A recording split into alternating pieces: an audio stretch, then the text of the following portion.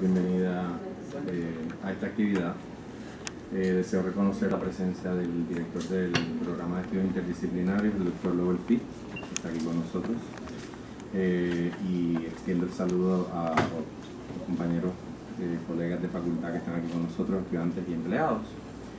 En la noche de hoy vamos a conversar con la doctora Doris Sommer, quien es la autora del libro The Work of Art in the World, del cual va a estar hablando con nosotros la profesora Marella Quintero, quien es la coordinadora fundadora de la Maestría de Administración y Gestión Cultural. La doctora Sommer es una veterana y vieja amiga de este recinto. A lo largo de los años ha hecho acto de presencia. Su magisterio está entre nosotros por la cantidad de profesores que han estudiado bajo su mentoría. Ella está aquí en Puerto Rico durante esta semana como parte de un proyecto que estamos llevando a cabo entre la maestría y el recinto de Río Piedras, que esperamos que poder anunciarle a la comunidad más formalmente en algún momento antes de que se termine el semestre. Pero estamos trabajando en una colaboración entre el recinto y la Universidad de Harvard para un proyecto de 3 años, y estamos realizando un seminario al que asisten 17 estudiantes de la maestría. En este momento quisiera reconocer a la doctora Marella Quintero, quien le corresponde el primer turno. Luego vamos a conversar, no somos muchos, y pienso que lo mejor será hacerle algunas preguntas que Mar y yo hemos pensado respecto al libro. El libro es el producto de una reflexión de muchos años, de un proyecto que Doris inició. Es un trabajo en proceso. Sé que Doris agregará que no bien sale el libro, uno va madurando otros conceptos y otras ideas, y creo que esta es la ocasión perfecta para que podamos conversar con ella. Dejo con ustedes a la doctora Quintero Rivera. Hola. Sí, desde ahí. Hola, buenas noches. Buenas noches a todos y a todas. Gracias por estar aquí, sobre todo gracias a Doris por estar aquí y brindarnos esta oportunidad de dialogar con ella sobre su libro y sobre su trabajo académico y cultural y educativo. Y quiero solamente hacer una salvedad, que soy la coordinadora fundadora, pero la ex coordinadora, porque ahora mismo coordina el programa el doctor Dorian Lugo, quien se excusó porque tenía un compromiso en el Museo de Arte de Ponce esta noche. Pedro Reina me pidió que preparara como una presentación del libro. Escribí algunas páginas a modo de introducción, es bastante breve.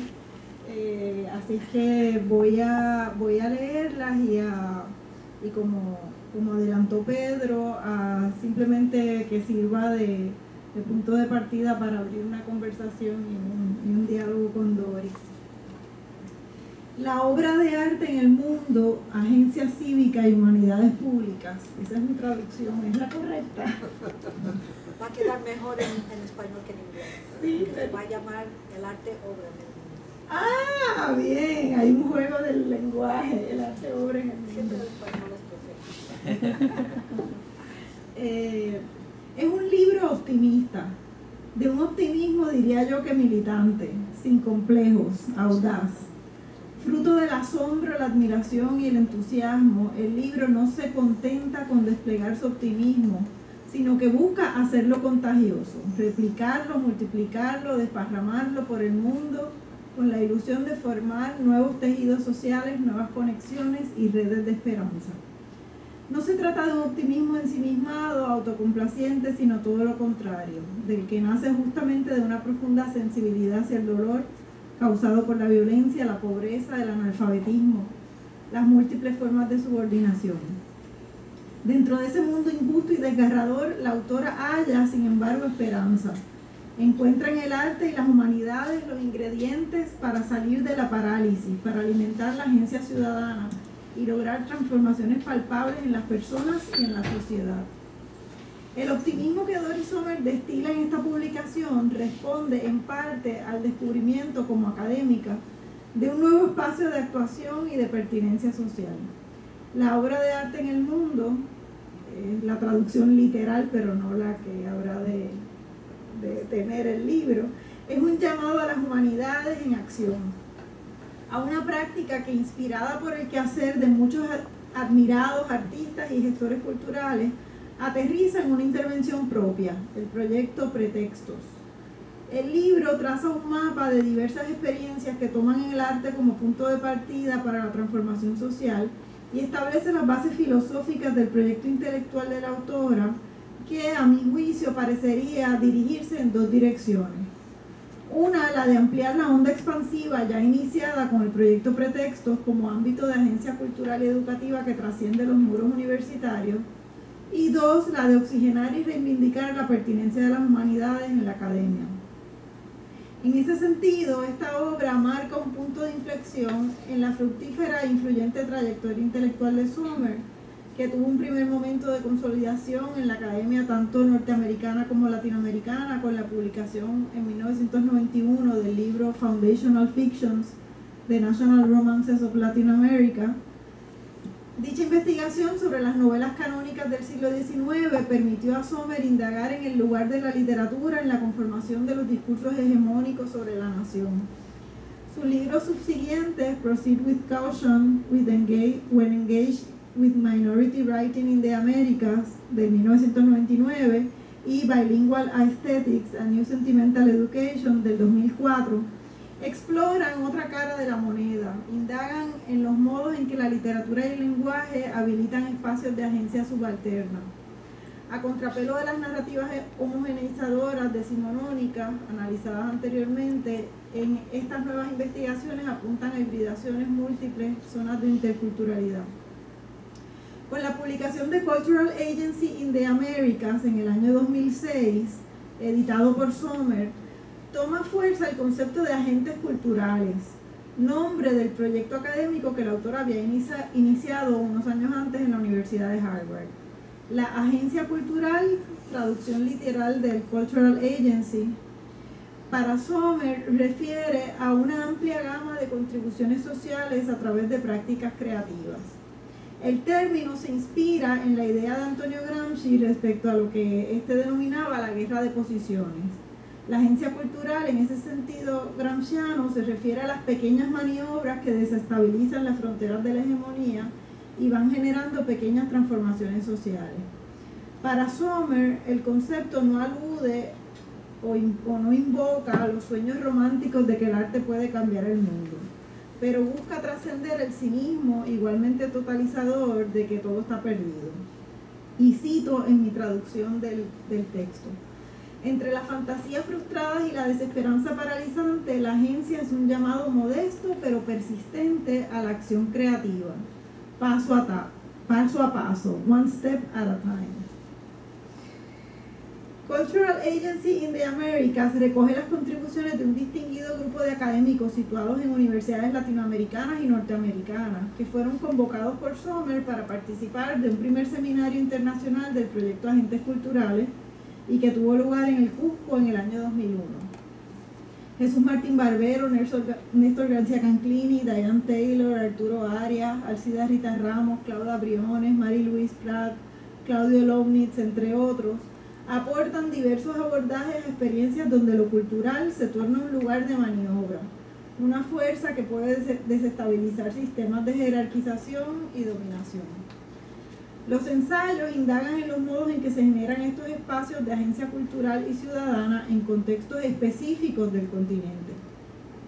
Asimismo, la introducción y varios de los ensayos hacen referencia a discusiones sostenidas en el seminario respecto al rol del intelectual frente a los desafíos del mundo o lo que serían las políticas de la teoría y la investigación. Como plantea Mary Louise Pratt en el epílogo del libro, y cito de nuevo mi traducción libre: la propuesta de la agencia cultural insiste en el estudio académico y el activismo cultural como emprendimientos recíprocos que se realimentan mutuamente. Uno ilumina al otro y le provee legitimidad, reconocimiento y vitalidad. Uno utiliza al otro y es consciente de ser utilizado por el otro.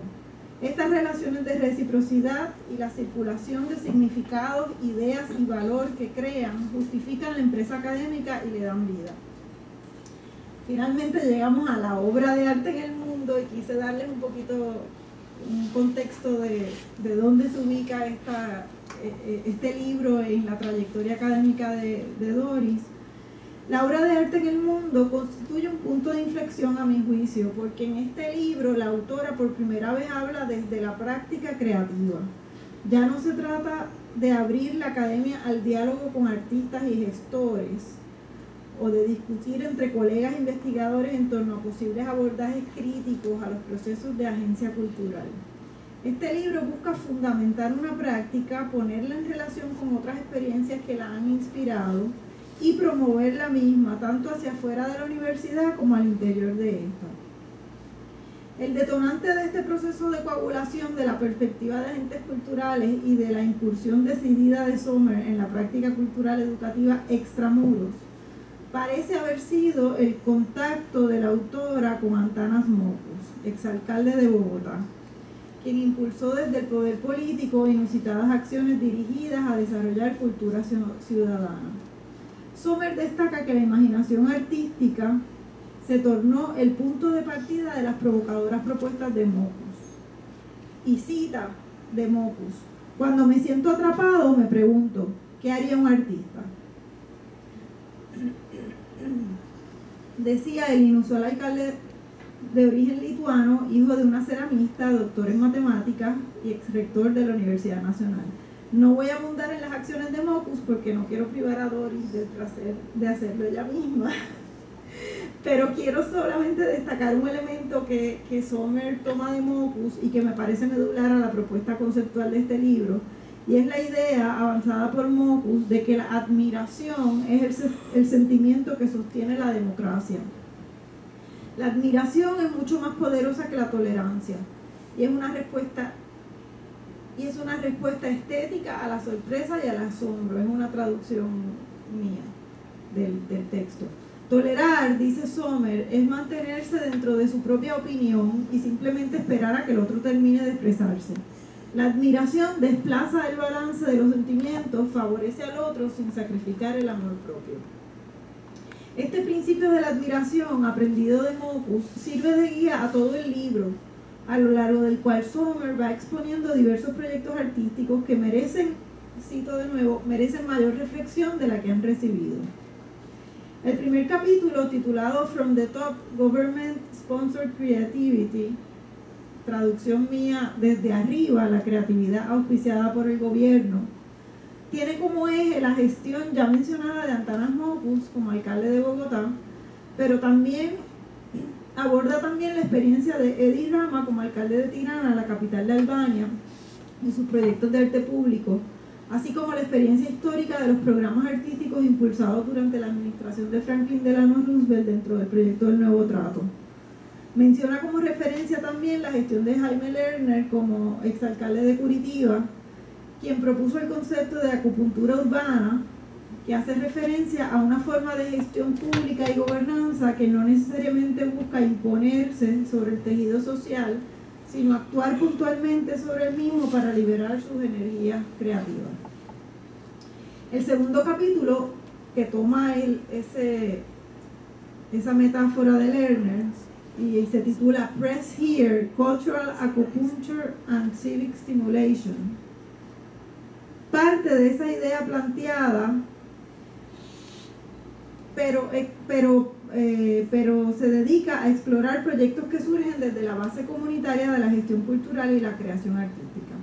El capítulo se centra en 3 experiencias de innovación social desde abajo: el Teatro del Oprimido, del brasileño Augusto Boal; el movimiento ACT UP, de concienciación y prevención de la epidemia del VIH; y Protest Lab, una experiencia de rescate de un espacio cultural en Lituania. De pasada, la autora narra una experiencia personal que alude al baile y a la salsa en particular como terreno para el diálogo intercultural y democratizador, aunque no elabora los espacios de agencia ciudadana generados por este. El tercer capítulo, titulado Art and Accountability, ese sí que me causa dificultad. Arte y responsabilidad social.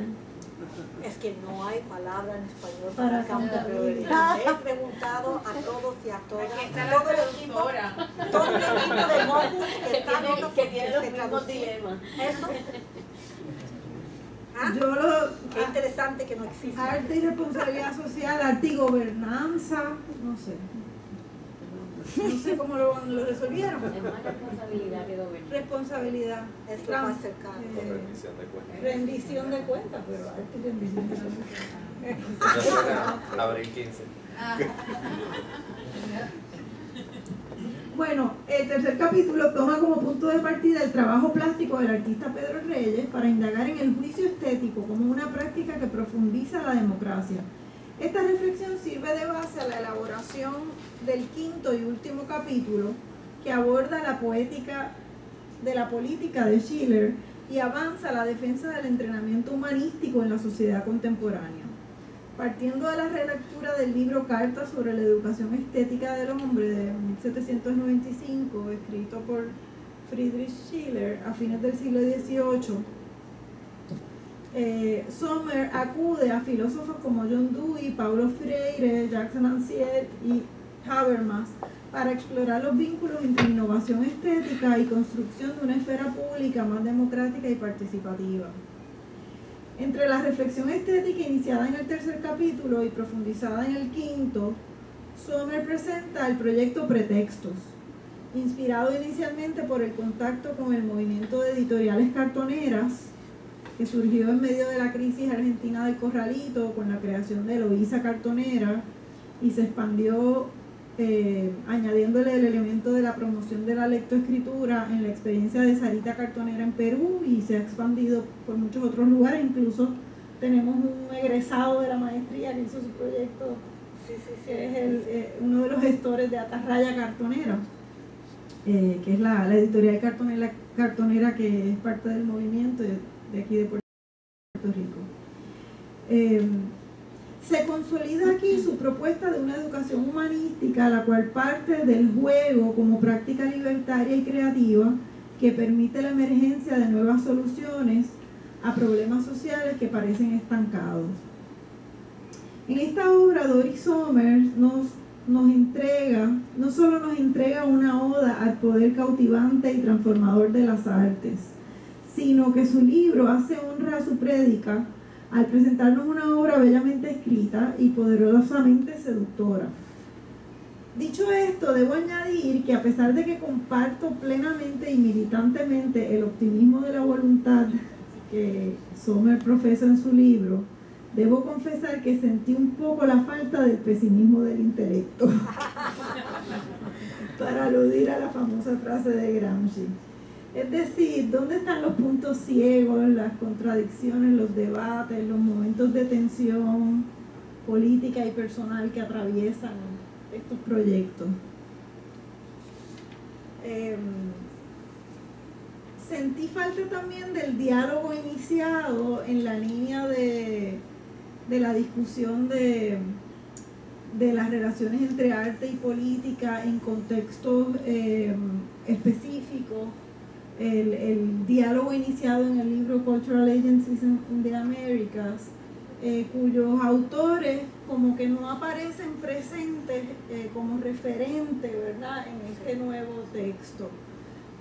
Sentí falta de las indagaciones, pensé que podría haber un diálogo fructífero entre las reflexiones planteadas por la autora y trabajos de autores como Nelly Richard cuando mira la escena de avanzada chilena en el contexto de la dictadura, trabajos como el de Víctor Vich sobre la desobediencia simbólica y los performances políticos en el contexto de la dictadura de Fujimori, los análisis que hace Ángel Quintero sobre la relación entre salsa y democracia, las reflexiones de Arcadio Díaz Quiñones sobre la brega, la ecología de saberes de Boaventura de Sousa Santos, las reflexiones filosóficas sobre la agitación, la develación y la traducción como recursos de la política emancipatoria de Benjamín Arditi. estoy segura que son autores que Doris, con los cuales Doris ha compartido y dialogado, y me da curiosidad saber, ¿verdad?, cómo ella inscribe el trabajo de pretextos y de las propuestas del libro, ¿verdad?, en ese diálogo. Y justamente con Benjamin Arditi quiero terminar simplemente para cerrar estas reflexiones con una cita que parte de una reflexión sobre la labor intelectual, la neutralidad y la objetividad. Dice Arditi, el filósofo paraguayo: afirmar que las condiciones que amplían la libertad y la igualdad son mejores que aquellas que las restringen es reconocer que la política emancipatoria tiene una dimensión normativa. Hacer un llamado a involucrarse en disputas sobre el estatus de dichas condiciones significa que también hay en ella una ética, un modo de subjetivación por el cual nos negamos a aceptar la naturalidad del orden establecido y exigimos un mundo diferente. Muchas gracias.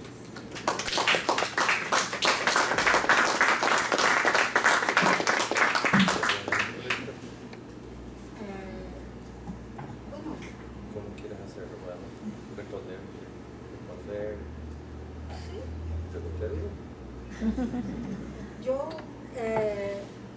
sí quiero entablar diálogo, así que esa fue una invitación que no quiero mal interpretar.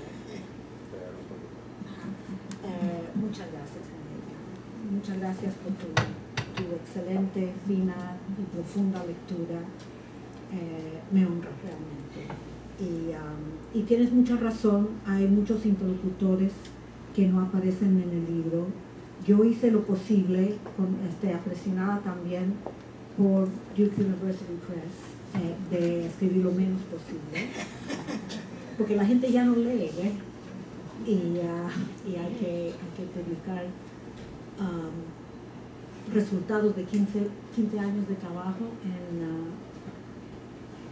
en 150 páginas, punto y aparte. Pero parte del llamado que tú mencionaste al principio es animar a otros, a compañeros, a estudiantes, a otros artistas, a seguir agregando casos y ampliando diálogos. Yo no pretendo, y creo que sería contraproducente, cubrir el terreno. Lo que quiero hacer es sencillamente abrir una puerta. Tienes mucha razón al decir que pongo toda mi atención en el optimismo de la voluntad que menciona Gramsci y nada de mi atención al pesimismo de la razón, que es tan importante como el optimismo, ¿verdad? Pero ¿cuántos académicos conocen ustedes que no hacen otra cosa que estudiar el pesimismo? ¿Ah? ¿Cuántos humanistas se dedican al optimismo? Entonces yo sé que esto es desequilibrado. Y lo digo en la primera página, esto es desequilibrado. Y he llegado a la conclusión, después de muchos años de escuchar y de hablar, que tener una posición es ya ser polémico. Uno, si trata de ser moderado, equilibrado, etcétera, etcétera, termina no incidiendo.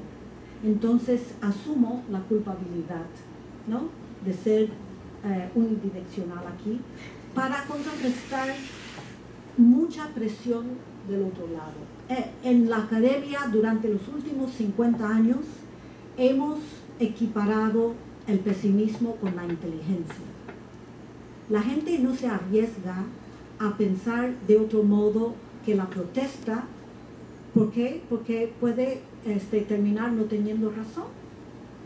Si uno trata de especular sobre posibles intervenciones, muchas veces cae en el error. Pero por eso me gusta hacer la propuesta a los colegas académicos y a los estudiantes de asemejarnos un poco, de acercarnos un poco a los artistas. Los artistas tienen mucho menos miedo de fracasar que nosotros. O sea, la consigna de los artistas, por lo menos en lengua inglesa, es una cita de de Samuel Beckett. No sé si ustedes conocen la cita, dice, es de Endgame, dice, intente otra vez, fracase otra vez, fracase mejor. La idea de fracasar mejor es muy liberador y también obliga a uno a seguir, ¿no? A seguir intentando, especulando, tratando, fracasando para aprender qué se puede hacer de otra manera. Entonces reconozco y aprecio esa necesidad de ampliar el discurso y creo que es una invitación que podemos lanzar a todos, ¿no? A seguir trabajando en esa línea. Si a mí me dieran mañana $1 millón, lo invertiría muy directamente en un par de postdocs en una buena universidad, en Harvard, en Yale, en donde quiera, para animar a los jóvenes a convertir sus tesis doctorales en buenos libros sobre agenciamiento cultural. Crear un campo, llamar la atención, ¿no? Entonces, eso lo quería decir. Y también quería decir que el título del libro Proceed with Caution está mejor también en español, se publicó en Fondo de Cultura y se llama Abrazos y Rechazos. Abrazos y Rechazos, que es una cita de Toni Morrison, cuando Paul Gilroy le preguntó cómo es que su libro Beloved llegó a ser un éxito hasta comercial, cuando es tan difícil el libro, difícil de leer técnicamente y difícil de tema, ¿no? ¿Cómo llegó?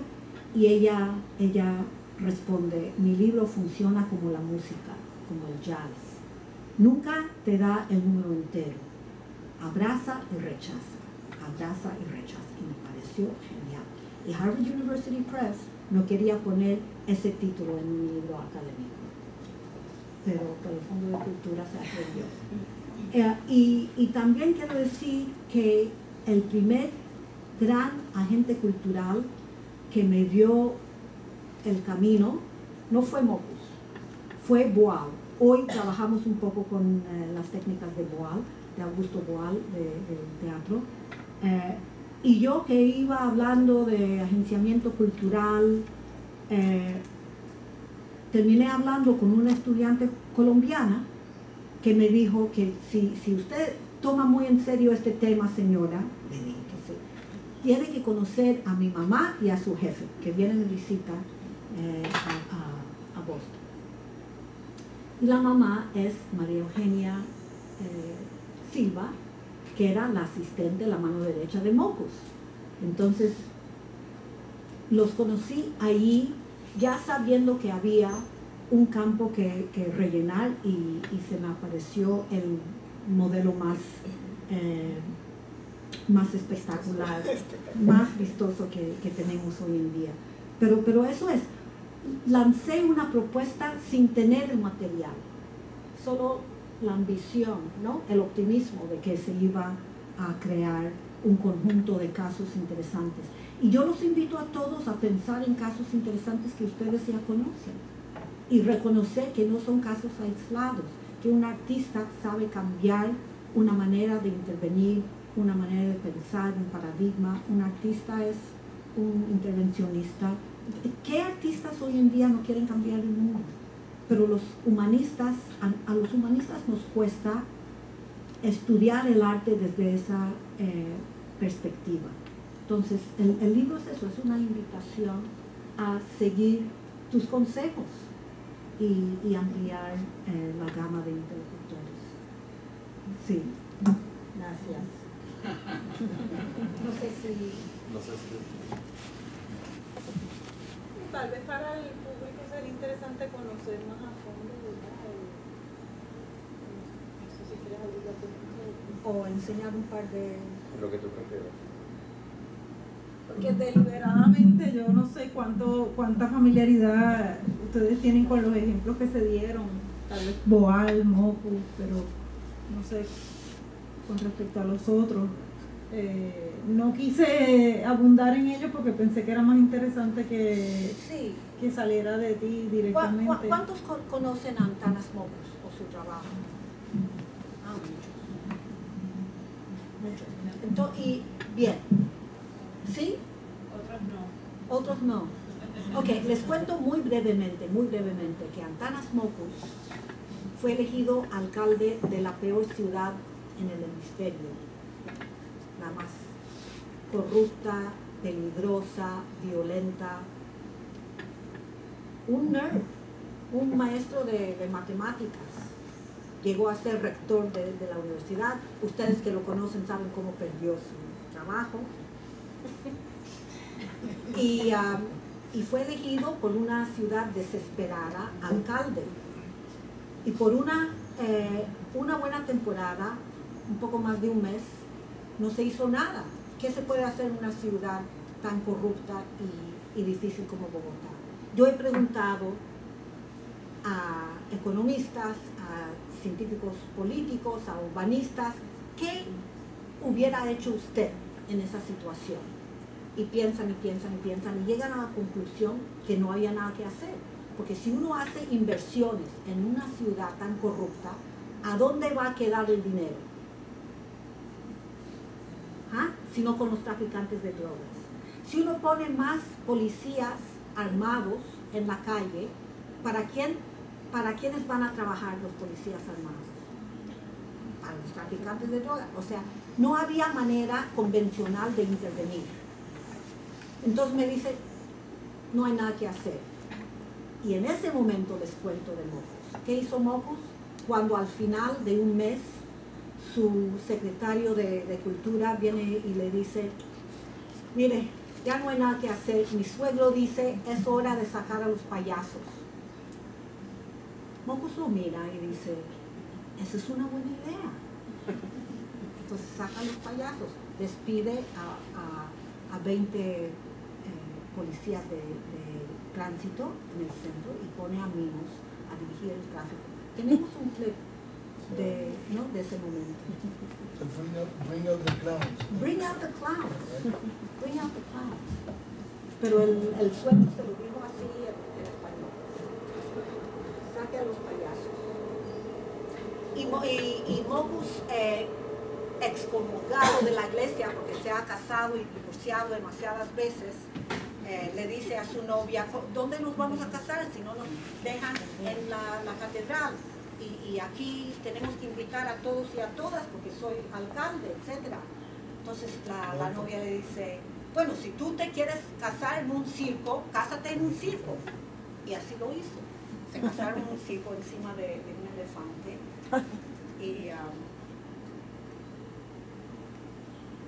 Mockus tiene esa manera de tomar en serio un chiste y sacar una obra conceptual.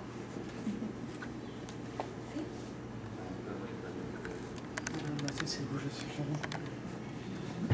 Okay. ¿Sí?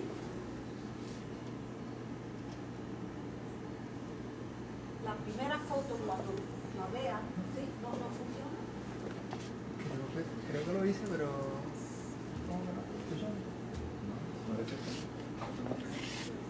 También creo que demora un poco. Yo creo que está cerrado la tapita. Hundido el pobre. Perdón. Y ahora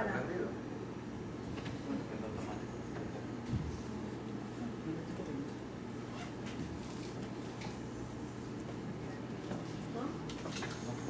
Ok.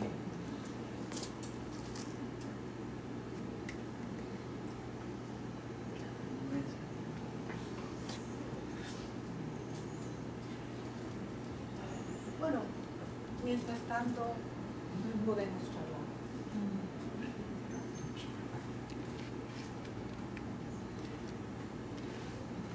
Yo puedo hacer una pregunta mientras tanto. Sí, por favor. Quizás, ¿no? Y a lo mejor le incluye en su... Yo conocí a Antanas Mockus por la clase del profesor Pedro Reina, y en aquel momento hubo como una especie de rechazo de mi parte porque me parecía que reproducía, o sea, él como agente cultural, un mal cultural de mi país y de este. O sea, hay una serie de personas que están en un rango de edad totalmente desconfiados de figuras públicas o de un aparato público que ya no los representa. Y en ese sentido, de pronto contar con Antanas Mockus, que era como un agente de cultura genial y era como esta persona carismática, creativa, pero que entonces teníamos que esperar que surgiera esa persona como una estrella y que apareciera y que nos salvara a todos la vida. Entonces sentarnos a esperar por esa persona era como reproducir, me parecía, esa individualidad. Sí. Muy bien. Es una excelente pregunta. Es una excelente pregunta. ¿Ustedes todos escucharon la pregunta? Sí.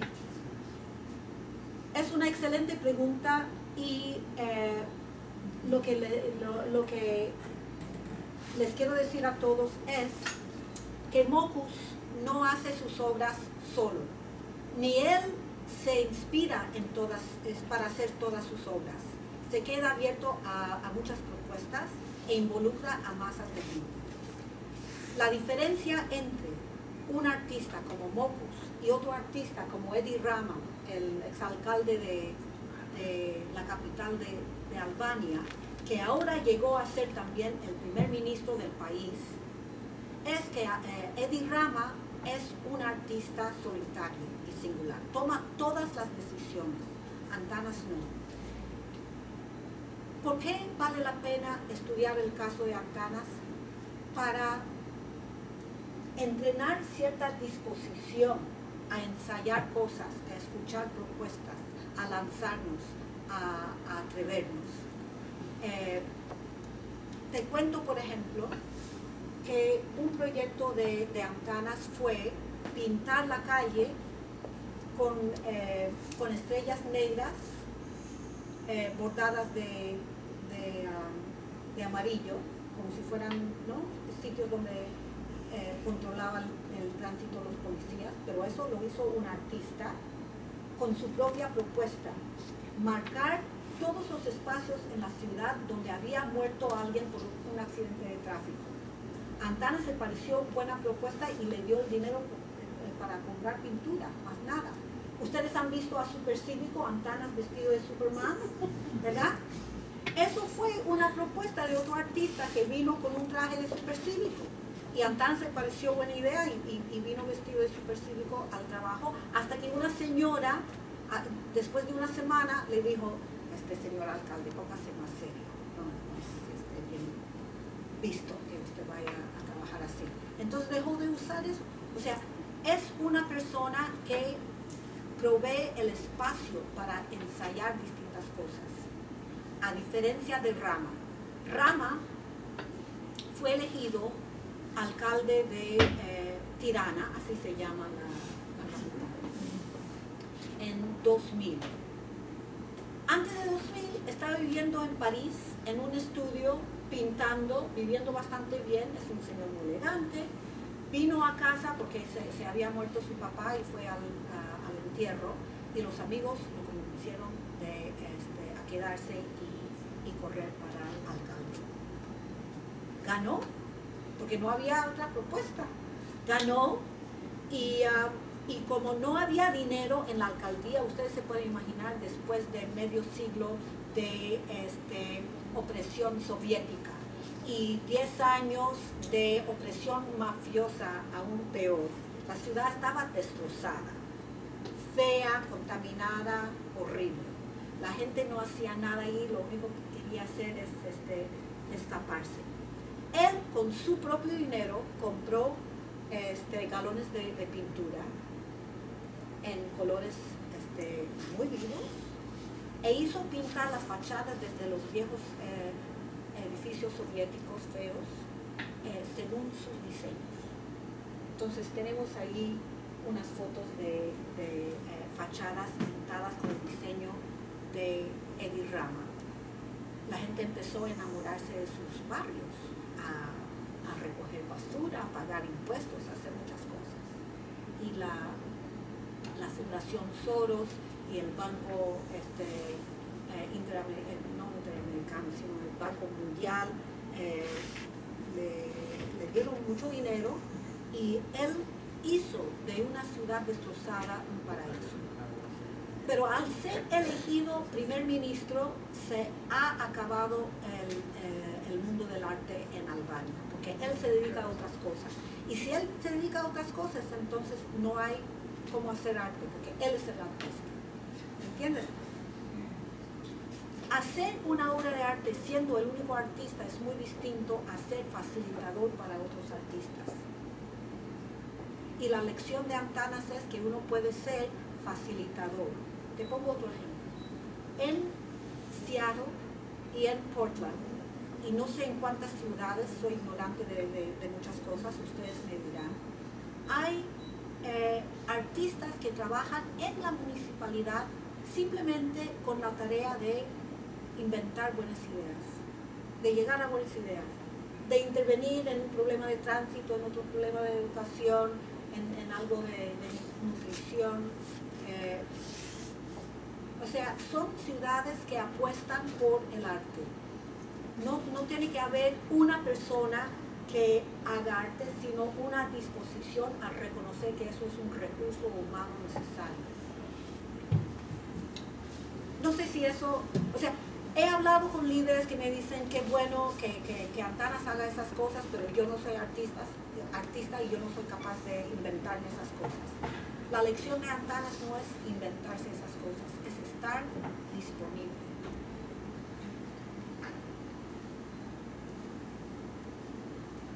Y esa es la propuesta de Agentes Culturales. Simplemente contar con eso como recurso, incluso si uno no es capaz de hacer la obra.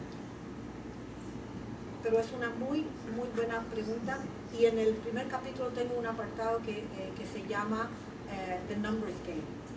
Es un juego de números. Si es uno el artista, tenemos dictadura. Si son muchos, tenemos la esperanza de crear otra cosa.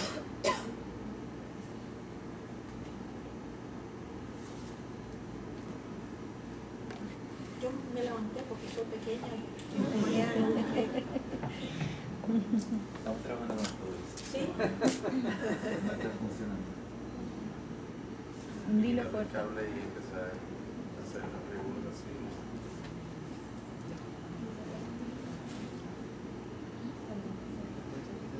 Bueno, y la relación, ¿verdad? Porque siempre, con los ejemplos que pusiste, eso es un arte que tiene algo lúdico, ¿verdad? Es también como... No, quería preguntarte si podías ahondar en eso de ¿verdad? Y después de trabajar tú también en toda el tema de los chistes y eso, ¿verdad? El arte también con lo lúdico. Y eso, porque uno trabajando cuestiones de historia cultural en términos del mundo afroamericano, eso es tremendamente importante, es Anansi, ¿verdad? Es el trickster, es la manera de hacer, de enfrentar al otro a través de la astucia, más que de la astucia con arte, obviamente, porque eso es un arte. Eso en ese sentido estaba relacionado con la mención de Marella del trabajo de Arcadio, ¿no? Pero nada, quería que comentaras algo al respecto. Sí. Lo lúdico es precisamente lo que hemos perdido con el pesimismo académico, ¿no? Porque lo lúdico se arriesga y apela también a la capacidad del placer. Nosotros asumimos en nuestras culturas weberianas, modernizantes, que el placer es algo malo, que el placer nos desvía, que es cercano al pecado, ¿no?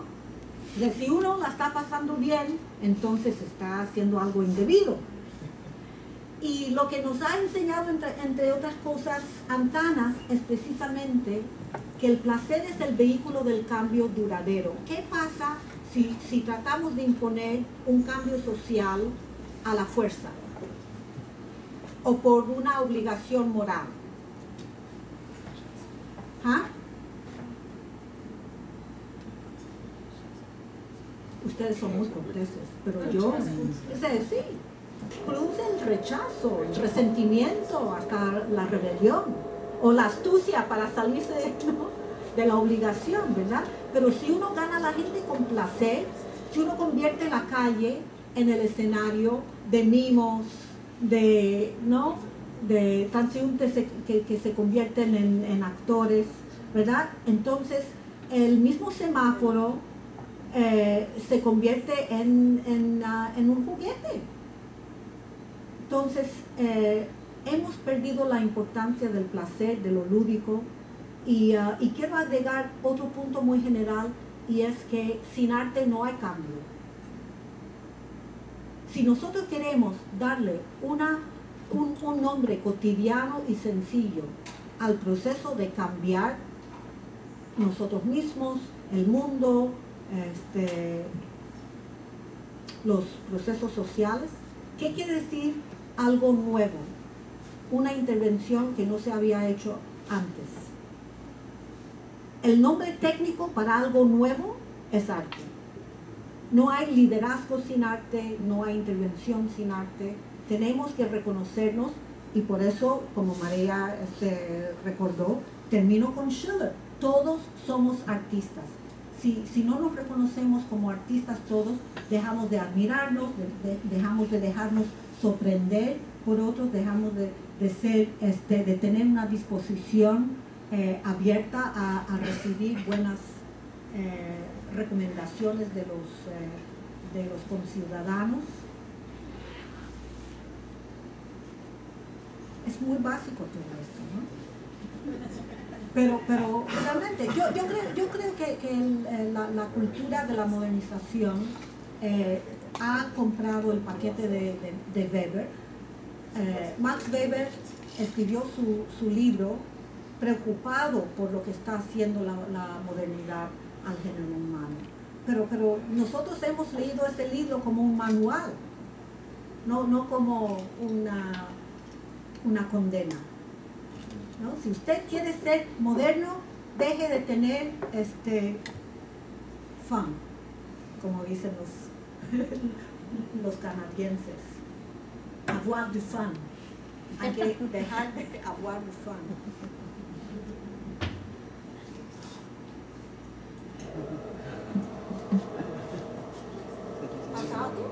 Estamos tratando de ver si tenemos un momento estético con el proyecto. Por lo menos seguimos optimistas. Sí. ¿Y está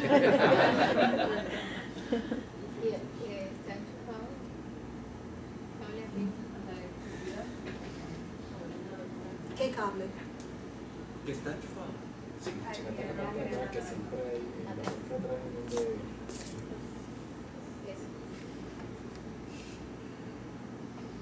no, o sea, está todo bien,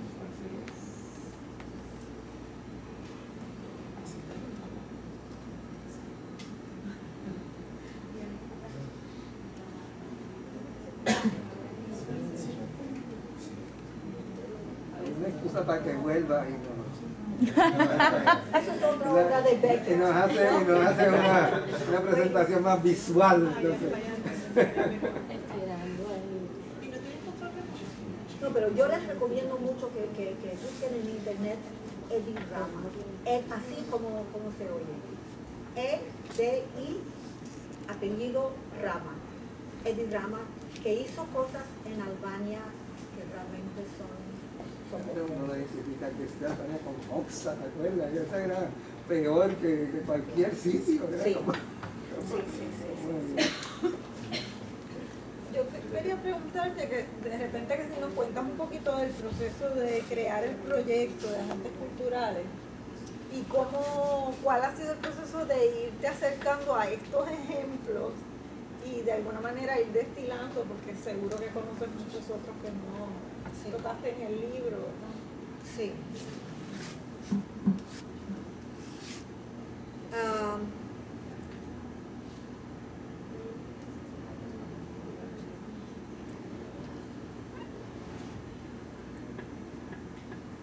Yo les mencioné al grupo esta mañana que empecé a pensar en agentes culturales porque los mejores estudiantes se me iban a campos más útiles que las humanidades. Y es muy incómodo quedarse en la oficina de una pensando que es inútil. Entonces tenía que inventarme algo. Y la invención es realmente una reinvención de una larga tradición humanística de desarrollo cívico. Entonces, no todos los humanistas están convencidos de que tenemos esa responsabilidad de aportar al desarrollo cívico. Y yo reconozco y hasta respeto hasta cierto punto la resistencia a la propuesta de agentes culturales. Por eso termino siendo polémica, porque reconozco la resistencia. Y es que desde las artes y las humanidades muchos colegas quieren defender una libertad absoluta. Si uno piensa de manera práctica, si se pregunta por los resultados prácticos, políticos, económicos, sociales de lo que hace desde el humanismo y desde el arte, desvirtúa esa libertad. Esa es la posición. Entonces, rechazan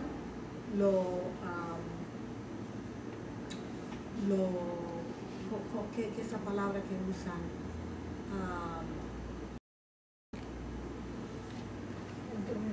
La instrumentalización. ¿Ah? Huyen de lo instrumental como el diablo. Entonces, por eso lanzo esa invitación a pensar de otra manera y de vernos en una larga tradición de grandes artistas y humanistas que se han dedicado a cambiar el mundo. Y otra cosa que a mí me parece muy interesante y desde América Latina se siente mucho más que desde los Estados Unidos, y es que los grandes movimientos de artistas son movimientos políticos y pedagógicos simultáneamente. Eso es un tema que vamos desarrollando también como paralelo a la propuesta de pretextos, pero es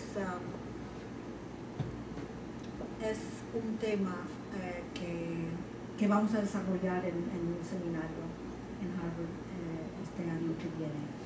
Este año que viene estará de visita Raúl Zurita de CADA, y tú mencionaste los movimientos chilenos de la avanzada,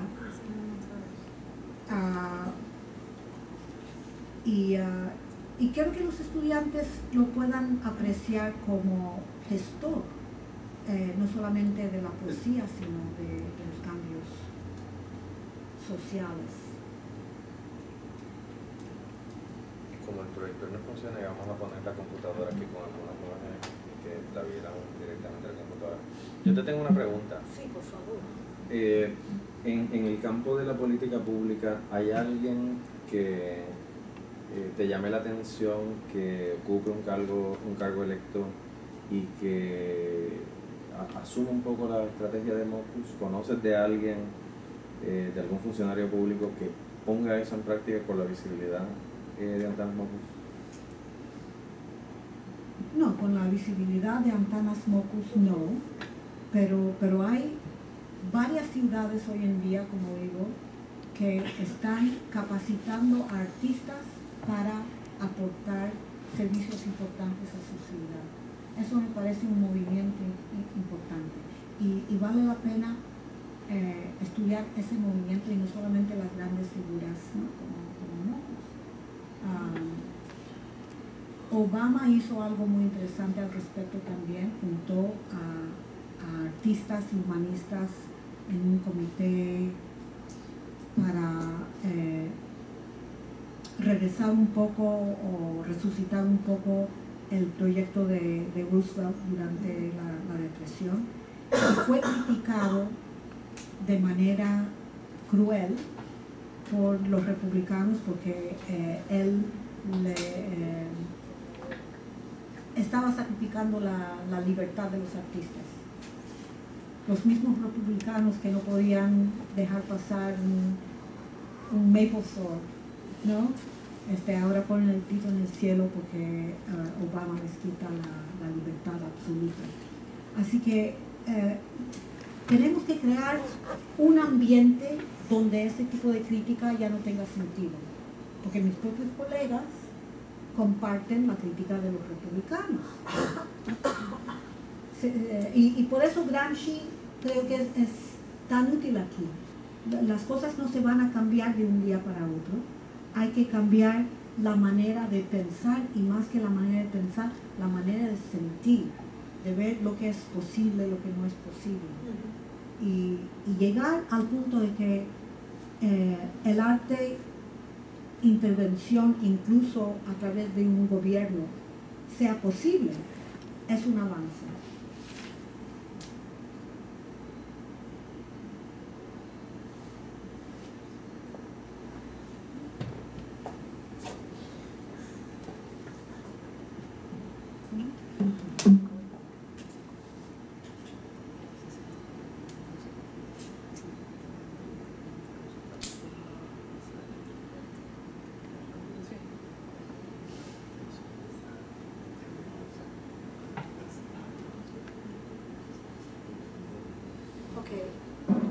¿Puedes apagar este alumno que invitó?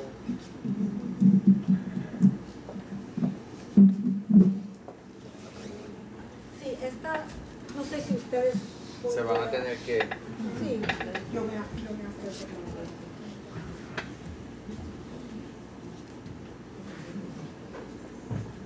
Luli.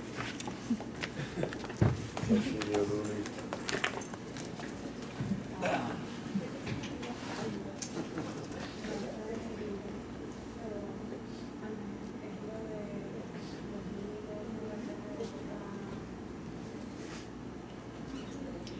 Pero aquí en Puerto Rico hay tantos artistas interesantes. Un caso que menciono mucho en todo lo que escribo es el caso de Aula Verde. Tenemos a un abogado que junto con un arquitecto hace de un baldío un paraíso para que los niños vengan a estudiar la ecología. Y los socios ahí del negocio son prisioneros y exprisioneros. Eso está a una milla de aquí. ¿Dónde está hablando? En Manuela Pérez. En Manuela Pérez. O sea, es una obra bellísima, económica, conceptual, socialmente bellísima. Y en Puerto Rico hay muchos casos de agenciamiento cultural bellísimos. Habría que recopilar casos, hacer un libro puertorriqueño de muchos casos y de reflexiones sobre los casos. Porque si no, seguimos pensando que son obras de gente muy especial, que no se puede comparar con otros. No, se puede comparar. Y aquí de manera muy positiva. Este es el primer año de los mimos, 1995, un mimo flaquito, pequeño, Para mí es que ella no se con te quiere. una banderita que dice incorrecto frente a un autobús. ¿No? ¿Sí? Y aquí, para pasar al próximo, Dale la flecha ¿a cuál? por ahí abajo. ¿Esta? Sí. Ok. Esto es un corto video con música, por favor, maestra.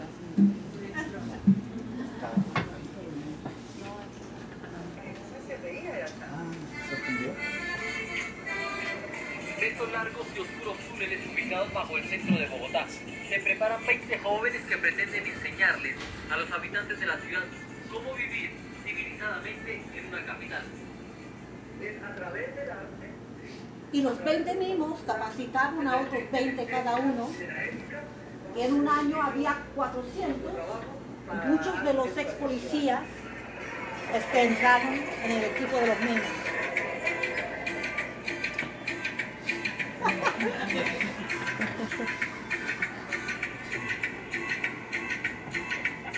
Ok, si ustedes quieren ver toda una película sobre antanas, miren en YouTube.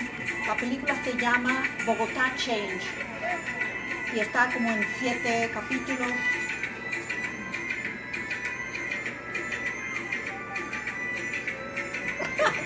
Ok. Esta es la obra de las estrellas negras en la calle, conmemorando a los muertos por accidentes. Y yo sé que aquí hubo una tragedia de una joven que murió en un accidente así. Y en Bogotá hay calles que tienen una estrella encima de otra, encima de otra, encima de otra. Sí, la gente no se olvida. ¿Se continuaron haciendo? No, no. Una cosa que hemos aprendido con Mocus es que el arte tiene su encanto en su momento y después la gente se va acostumbrando y lo que es familiar ya no es arte. El arte, por definición, sorprende. El arte es preconceptual. Si ustedes leen toda la filosofía estética, llega a una conclusión muy sencilla. El arte sorprende. Si no sorprende, es decorativo nada más, o conmemorativo. Pero los mimos duraron casi 2 años, que es mucho. Pero después uno se acostumbra a un mimo y hay que inventar otro juego. No es que el arte no funcione, es que tiene una fecha límite. No sé si, ¿verdad? Sí. Escuchando todo esto, o sea, no como las clases, la transformación o cómo uno va a crear algo en un país como Puerto Rico, porque Colombia tiene una tradición de arte callejero milenario. Se hace mucho teatro callejero porque la gente necesita hacer eso incluso para vivir. Aquí no es como para vivir, es como un entertainment, o incluso lo hacen gente que incluso tienen capacidades económicas y lo hacen como entretenimiento. O sea que el poder hacer un llamado es para crear de qué forma, si no es en la calle, a lo mejor en el chinchorro donde la gente está, o sea, para que no se vea literalmente, porque yo entiendo mucho la cuestión de Colombia, en donde pues sí hay un ambiente, hay mucho, por mucho tiempo la cuestión callejera es importante porque eso es parte de los artistas callejeros para ellos poder subsistir. Y aquí son un poquito más reacios, o sea, incluso mover a gente de aquí para aquí, de allí para aquí es bien difícil. Muévanse y se quedan aquí. No solo reacios, legalmente es casi es imposible. $500 de multa te dan si haces algo Ahora la cosa está un poquito por la cuestión gubernamental pero te dan $500 de multa si tú haces ruido. Te tienen 2 guardias y te dicen... Okay, entonces uno tiene que ser más creativo, más astuto. Para mencionar que hay que ser más creativo para que no sea un... O sea, mira, en el mismo país, en Colombia mismo, distintos alcaldes trataron de hacer las mismas actividades de Mocus, sin resultado. Uno tiene que tener... Sí, que yo digo que cada pueblo de alguna forma como se identifica o hacia donde llega, porque hay que llegar. Uno llega a la gente porque la gente aquí está en la calle. La gente aquí no está en la calle porque aquí la gente no va a la calle porque aquí el miedo no deja que la... Pero entonces uno tiene que inventarse. Hay que crearlo, hay que crearlo. Hoy inventamos una obra de teatro que toma lugar en el mall. En el mall. En el mall, o sea... Si uno busca a la gente, llega al mall, o sea, uno tiene que simplemente tomar el pulso de donde uno está. Pero por eso necesitamos artistas y por eso las recetas no existen. Hay protocolos. Mocus, antes de hacer el trabajo con los mimos, encargó un estudio de unos investigadores japoneses, o sea, que no tenían concepto de la vida colombiana, para preguntar dónde podían hacer el mayor efecto con el menor esfuerzo. Y los investigadores japoneses le contaron que la mayor parte la mayoría de las muertes acontecían en las cebras pintadas en las calles. Entonces fue allí donde puso su atención. ¿Me entiendes? O sea, uno tiene que investigar primero, uno tiene que hacer la crítica primero, uno tiene que llegar a entender intelectual, estadísticamente primero y después inventarse cosas. Y eso es parte de tomar el pulso. Pero quedarse sin propuestas es quedarse con el privilegio de no tener que tomar decisiones. Yo recuerdo en una conferencia de latinoamericanistas, no sé si tú estabas, Chuco, en Washington, donde estaba Rigoberta Menchú, de conferencista principal. Y Rigoberta se para delante de la gente y dice, a mí me encantan estas reuniones académicas, aprendo tanto, ustedes saben tanto, investigan tanto y critican y saben criticar y critican y critican. Y después se para porque es muy socarrona ella, se para y nos mira y dice, ¿y después qué hace? Nosotros los pobres tenemos que hacer algo más. Y esa es la propuesta. No tener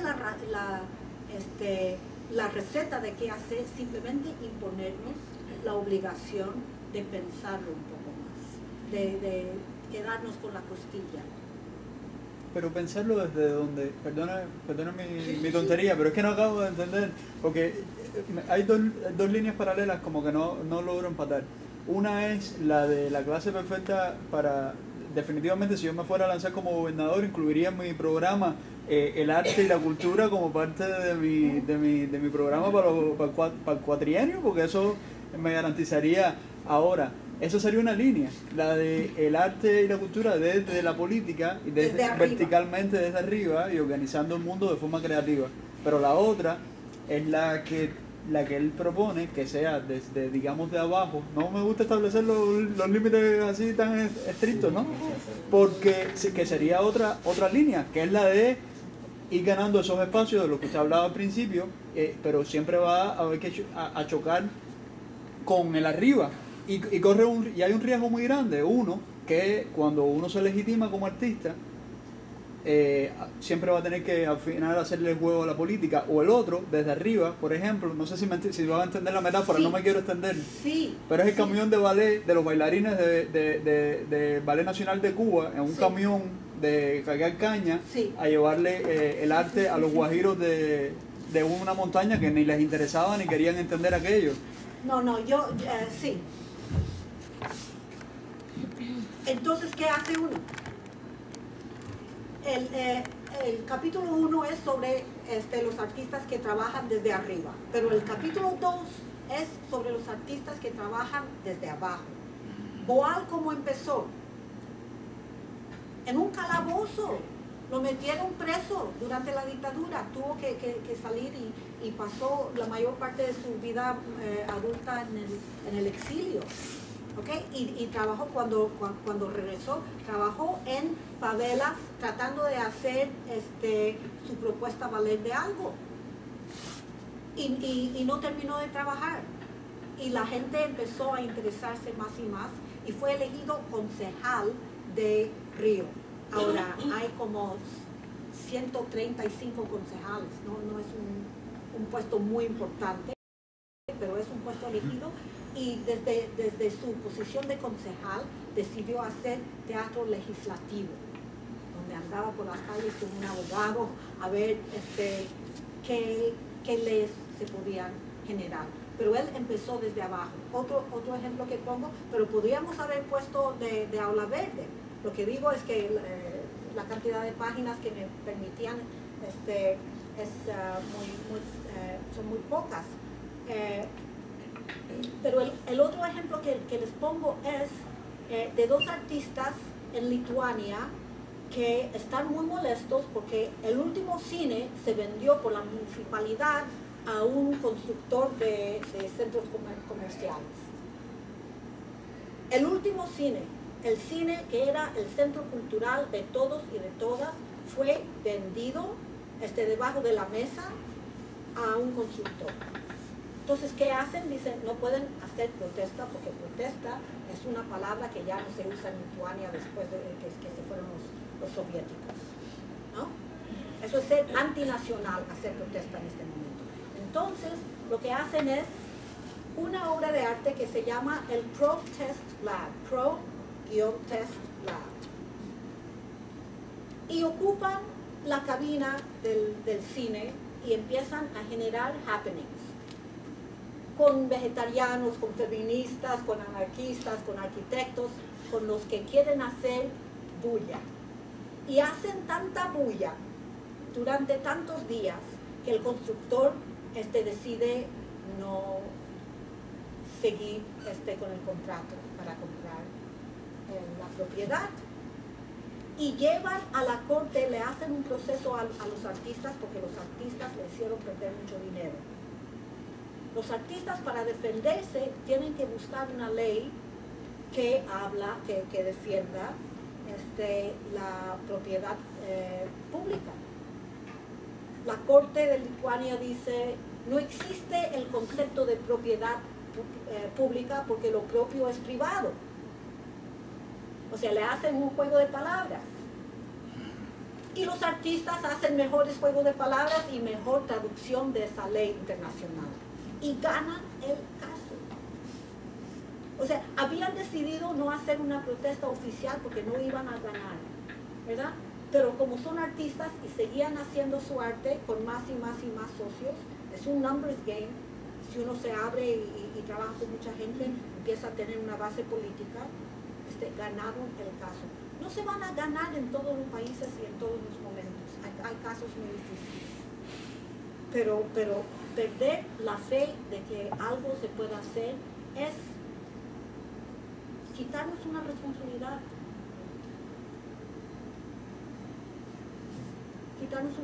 Quizás nuestra obra de arte será educar a nuestros propios hijos de cierta manera y no de otra. Hay artistas en los Estados Unidos que hacen contratos consigo mismo para levantarse a cierta hora y ducharse cada 3 días. Es un contrato consigo mismo porque pueden, porque es una expresión de su libertad personal.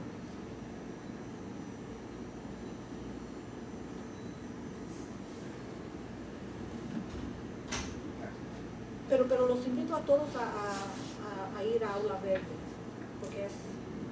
¿Qué se hace? ¿A dónde? Aula Verde, de Aula Manuel Verde. A. Pérez. A Manuel. Es una cosa inconcebible antes de que, ¿no?, se levantara. Bueno, muy brevemente les enseño un par de fotos más. Este es el Supercívico, que ustedes algunos conocen, que no duró mucho, pero hizo ruido. Y esto es un before and after en Tirana, Albania.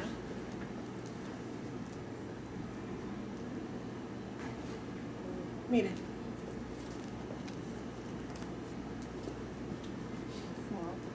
Busquen Eddie Rama en internet y verán cosas increíbles. Hay una conferencia de él en TED.com. Sí, Si ponen sí. Eddie Rama, él explica su concepto y muestra visuales. Bueno, pero no sé por qué no sigue. Hay uno de los artistas que se inspiró en Mockus es Pedro Reyes, que antes de conocer a Mockus era un artista por el arte, ¿no? Y después de conocer a Mockus hizo un proyecto que se llama Palas por Pistolas y le dio la portada a mi libro. Palas por Pistolas recoge armas ilegales en Culiacán, en México, y deposita las armas con el ejército, obviamente. ¿Qué va a hacer con 1.532 armas? Rifles, ametralladoras, no solamente pistolas. Y negocia con el ejército mexicano, ¿no? Él que no quería bajarse a trabajar con gente sucia. Negocia con el ejército mexicano a separar la madera del metal, a vender el metal a una fábrica de palas y a producir tantas palas como había pistolas. Y ahora están plantando tantos árboles como había pistolas, ¿no? o sea, conceptualmente es muy bonito, socialmente es muy bonito.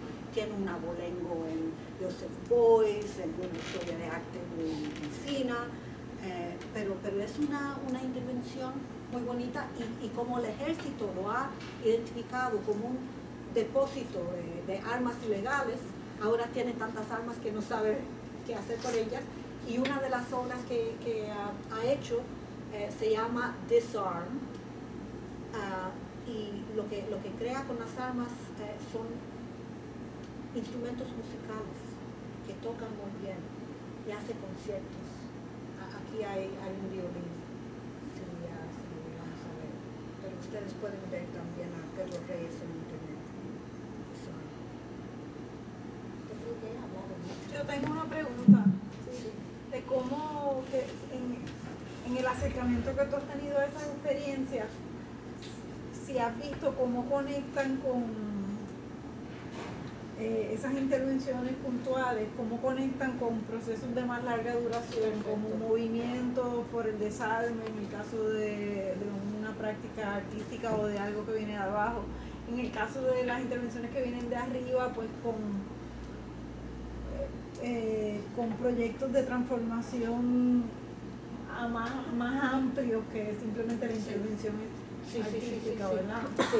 No, una cosa muy interesante de Mockus, por ejemplo, es que es matemático y creó junto con otros matemáticos y sociólogos estudios muy buenos sobre los efectos de sus intervenciones, ¿no?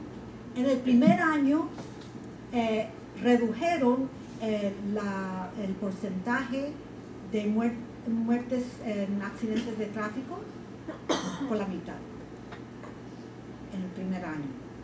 Llegó a ser una reducción finalmente de 60%. Redujeron la tasa de homicidio en esa ciudad más caótica y violenta que ninguna en el hemisferio por 70%. Y aumentaron las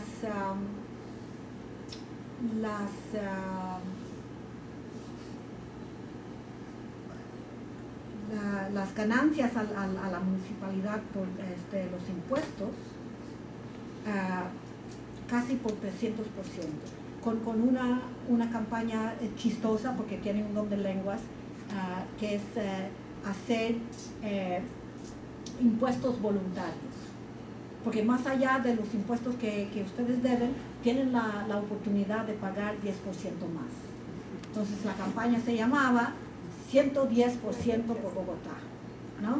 Entonces, y 45,000 familias donaron más en el primer año, y eso fue subiendo también. Así que, y las noticias de las mejoras alientan más participación a la larga.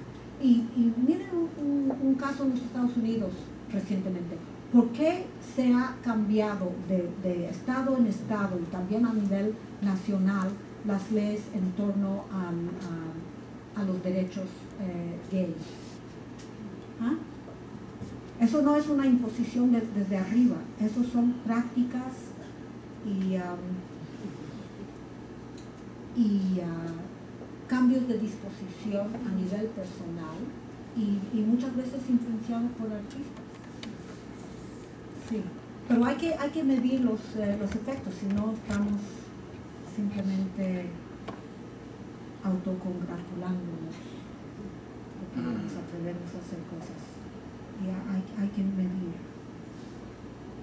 El Mockus me curó de la alergia contra evaluaciones y números.